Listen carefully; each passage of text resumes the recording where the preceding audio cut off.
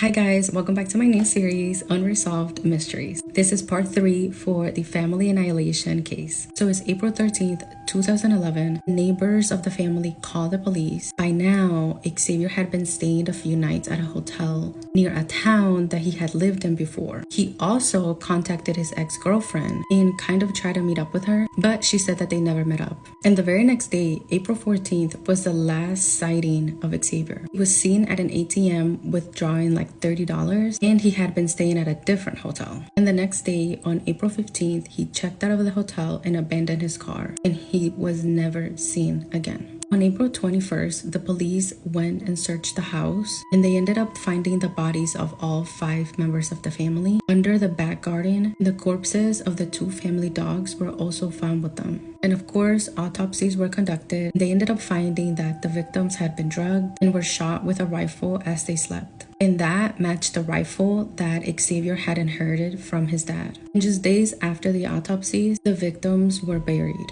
The family was also advised not to view the bodies. This made Xavier's family think that the bodies that had been found were not of Agnes and the children. On April 28th, they had a funeral for the victims where there was a lot of security and over 1,400 people attended. And right after the funeral, their bodies were cremated. Now, the main thing in the investigation was to find Xavier. The French police, firefighters, sniffer dog, and even the Interpol were looking for Xavier.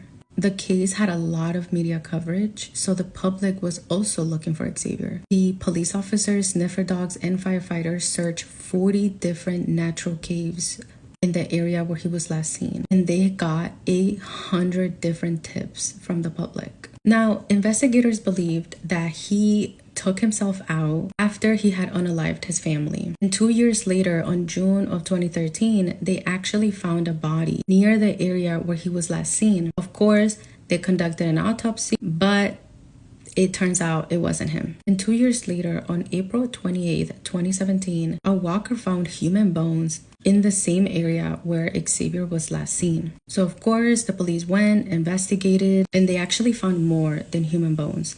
They found a survival cam with an empty wallet, a lighter, a pair of glasses, a sleeping bag, a magazine, and even a bill dated from 2011. Lastly, they also found a medical pin, the bone of the forearm. And as far as the police knew, Xavier didn't have that. The magazine was also dated from 2011, so they thought, okay, it can't be Xavier.